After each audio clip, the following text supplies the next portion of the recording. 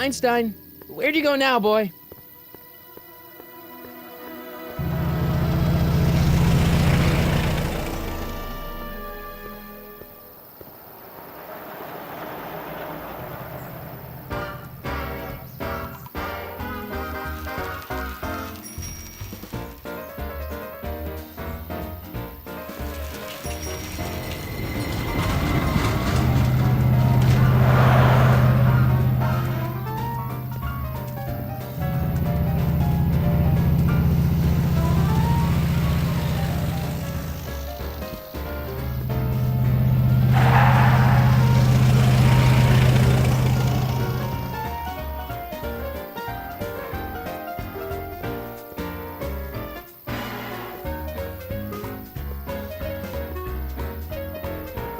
Young man! Excuse me, young man!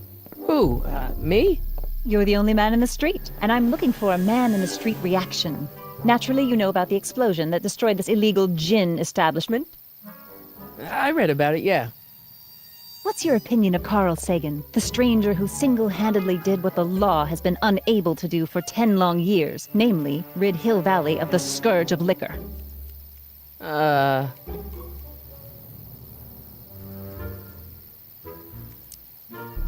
There's gotta be some sort of mistake here. Carl wouldn't do something like that. It's surprising the lengths a person will go to when it's a clear-cut matter of right and wrong. You've got an honest look about you. You do support the side of righteousness, I trust. How'd Doc get himself into... Doc? Doc is his nickname. I'm good friends with Carl. You are? Really? Oh, but I need an unbiased opinion for my story. Pretend you don't know him. How would you feel about his heroic act of destruction?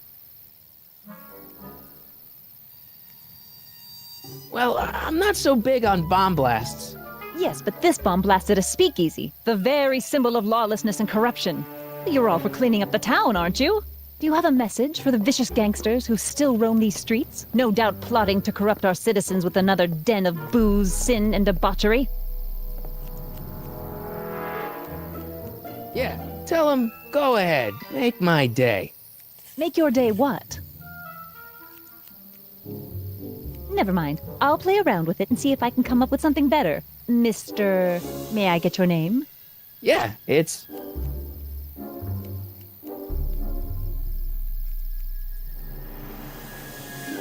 Harry Callahan. Thank you for sharing your candid opinions, Mr. Callahan. Edna Strickland, Hill Valley Herald. I know, I met you back. I'm familiar with your work. You read my column? How sweet! I know it's just an etiquette column, but I believe it'll lead to bigger and better... Oh! Einstein, no, down, boy. Is this wretched creature yours? He assaulted me once before. What's got into you? Aggressive dogs must be kept on leash at all times. It's the law. Look it up. Doc, I gotta find Doc.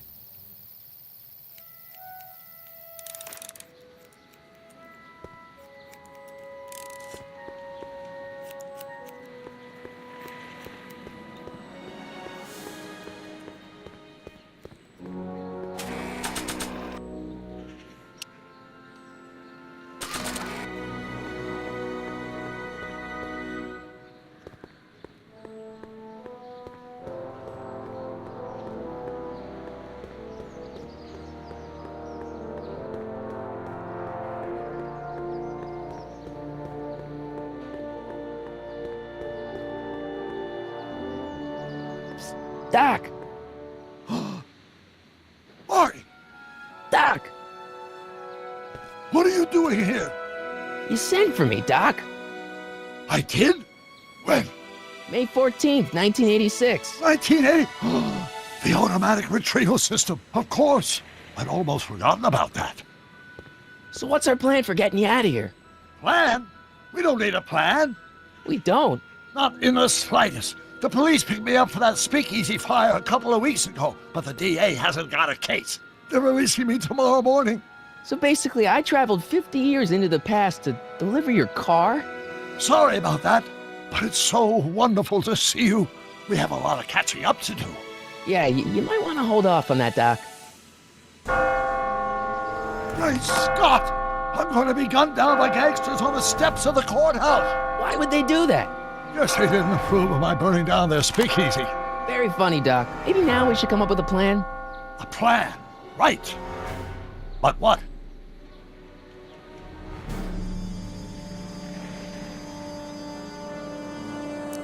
Why don't we tell the authorities? Tell them what? That my friend from the future has proof that I'll be murdered tomorrow? They'd ship us both off to the loony bin. And trust me, you don't want to see the inside of a 1931 insane asylum.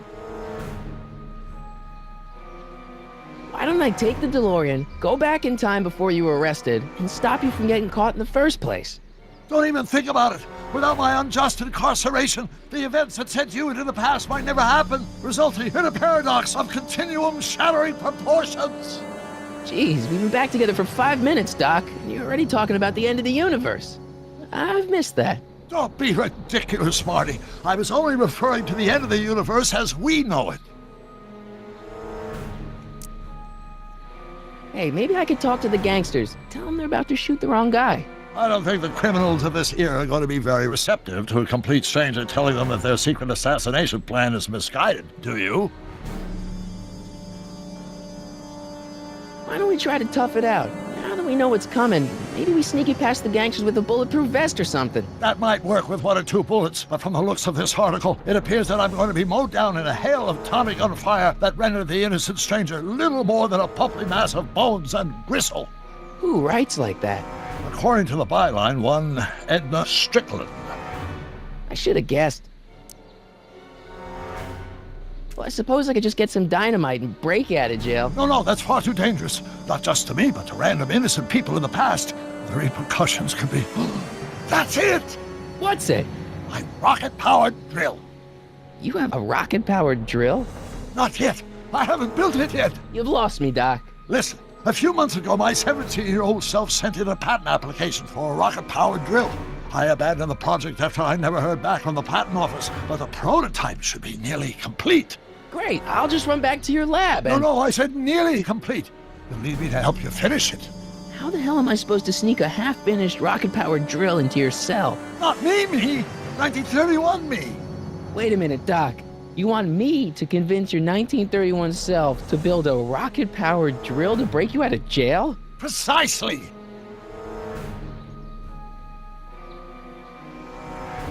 Okay, let's say I go along with this crazy idea. Where can I find you? I mean, the other you. How should I know? It was over 50 years ago. Why don't you go over to the soup kitchen next door and give my house a call? They'll know where to find me. Soup kitchen. Got it. Just stay away from the soup. It'll cause irreparable damage to your digestive system.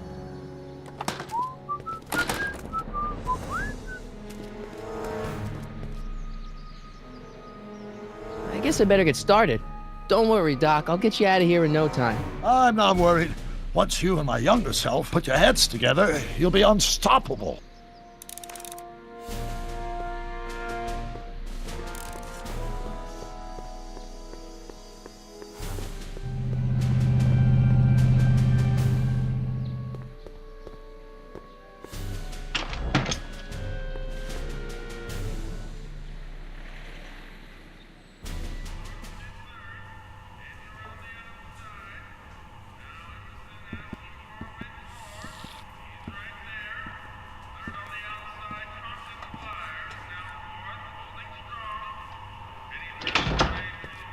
McFly!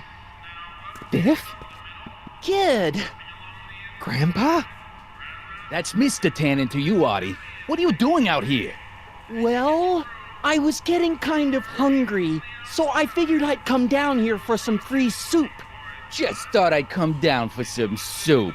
Think, McFly. The DA's throwing around subpoenas like Babe Ruth. I don't think Ruth's a pitcher anymore. Shut it. If one of those subpoenas landed in the hands of my number cruncher, I'd be in a whole lot of trouble. I could even get sent up the river.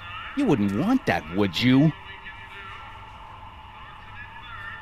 Would you? No, of course not, kid. All right, that's better. What are you looking at, punk?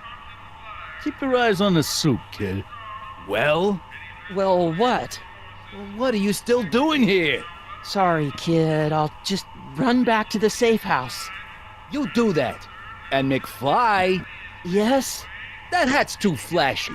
You better let me hold on to it. Aw, Now scram! you got it, boss. And don't come out until I give you the all clear. I swear, if even one of you mooks could add 2 + 2 without your fingers, I'd dump that wimp into the lake. Hey! Anyway, I'm off to make myself irresistible. Don't let anyone burn down the shop while I'm gone.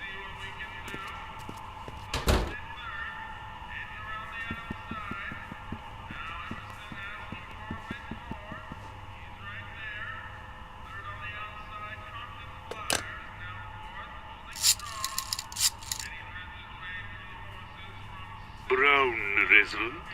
Hi. Do you know where I could find Emmett Brown?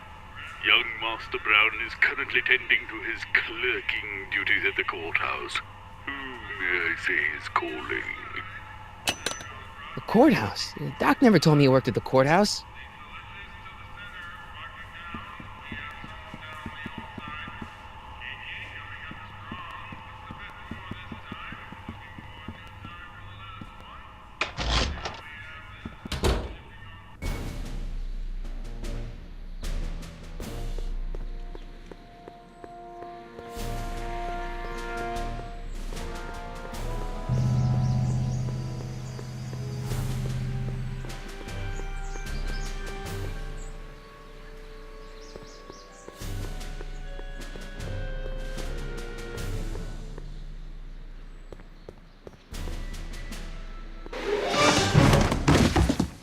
Touch those. These are very sensitive legal documents. Nobody is supposed to handle them but sworn officers of the court.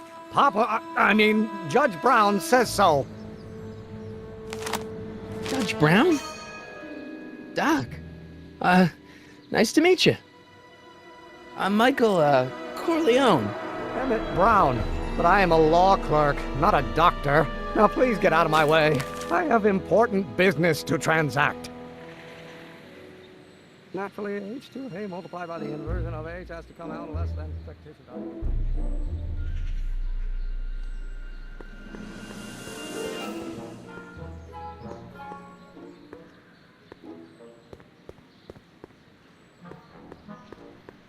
I don't need to go in there anymore.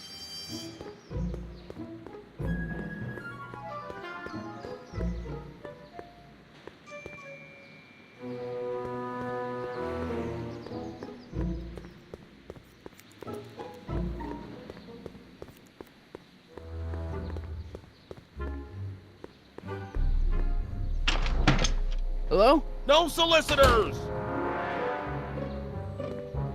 Man, young Doc mumbles even more than old Doc. Well, no. Gonna be the inverse. Oh, yes. I know. Listen, Emmett, you don't know me, but I'm your friend. I'm not big on friends. They get in the way of work.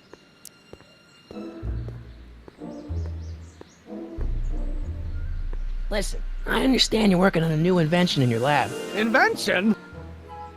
You must have me mixed up with somebody else. I'm in law. I have absolutely no interest in science. If the coefficient of friction remains constant and the gravitational constant is variable. Come on, wait up a minute. You again? Can't you see I'm busy? Okay, so you don't want your old man to know. That's fine. Listen, we all keep secrets. But I'm telling you, you can level with me about this science project of yours. I am not a scientist. Go ahead, ask me what E equals. What does E equal? I have absolutely no idea. See? I don't know where you got your information from about me, mister, but you're wrong. Come out less than expectation value. Will you just give me a chance? Harassment's a federal crime, Mr. Corleone. Come on, you could trust me, Doc. Emmett, it's your future I'm looking out for, in more ways than one. What are you talking about? I'm talking about you and science. Oh, that word again! If you insinuate I'm a scientist once more, I'll sue you for defamation of character! Gonna be the inverse. Will you just give me a chance? Harassment's a federal crime, Mr. Corleone. Emmett, about your... Don't say it. No.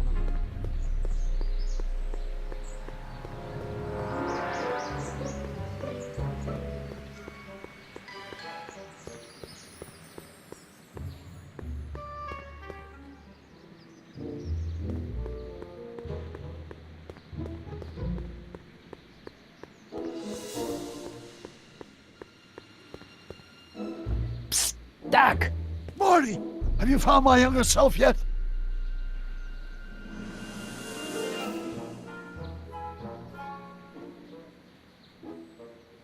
Well, I met your younger self, Great. and I gotta say, you're kind of uptight. What? You won't even talk to me. I find that hard to believe. Tell me what happened.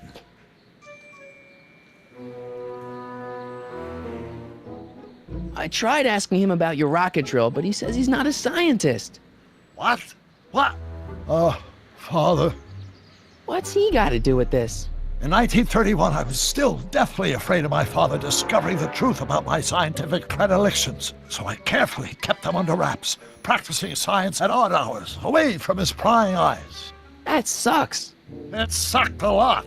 Fortunately, I eventually stood up to him, but right now, my younger self probably thinks you've been sent by my father to check up on me. What do I do to convince Teen Doc that I'm not a spy? I'm not sure. You know, your younger self seems really dedicated to the law. It's a facade, I assure you. I had to keep up appearances to appease my father.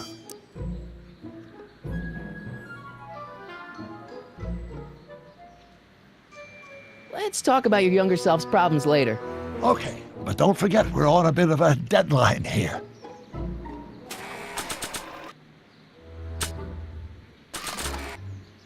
Nah.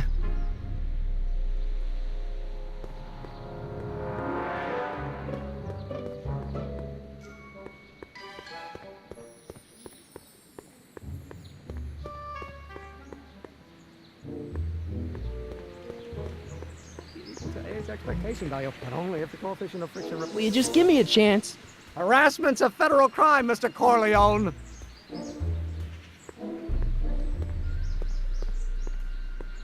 See, I'm sort of in the science business myself. That's why I sought you out. Not that I care in the least, because science is the furthest thing from my own area of interest, which is law, but I don't believe you. It's true. I'm a scientist. So tell me something, Mr. Scientist, from your vast storehouse of scientific knowledge. The leg bone's connected to the thigh bone? Amazing. Come on, Doc. Emmett, drop the Legal Eagle Act. I got something more important for you to do. Mr. Corleone, I'll have you know that the law is the very mortar that holds society together, and we in the legal profession are like brick masons building the edifice of the future. Your dad tell you that? Every morning. Emmett, about Don't your... say it. Maintain a constant mass. Acceleration is reduced, but don't think, Emmett, think. H to the A multiplied by the inverse of A. H to the A multiplied by the inverse of A.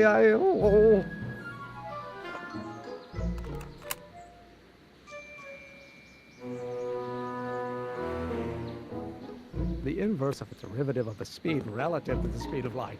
Oh, it's been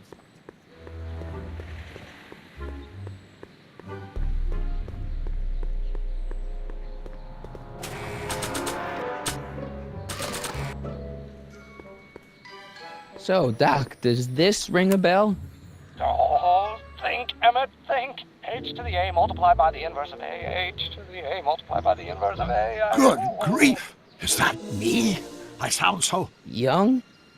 I was gonna say intense. I forgot how wound up I used to get. Yeah, but what are you muttering about? Oh, that's easy. It's Ivanov's conundrum.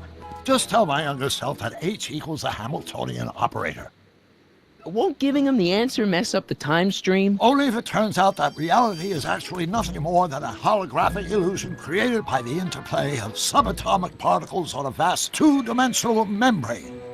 So... It'll be fine.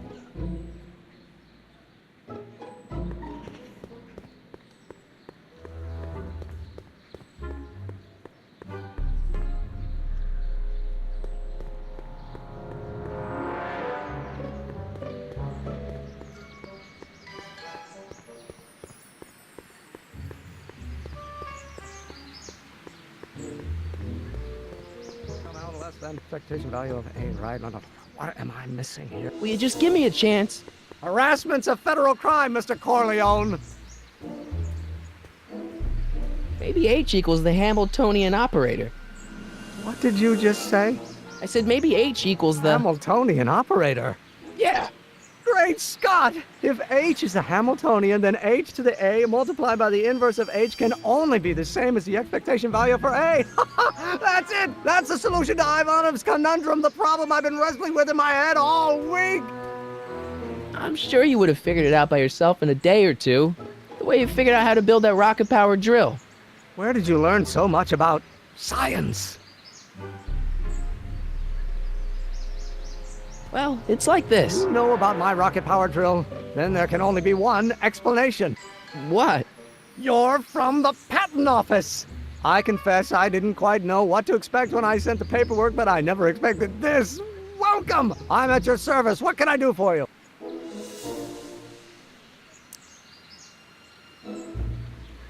Can I see your rocket-powered drill? Of course, of course! Naturally, it's just a scale model, but it's nearly operational. I can show it to you, say, first thing in the morning? Nah, that's no good. I need to see a full-size model. That's fully operational.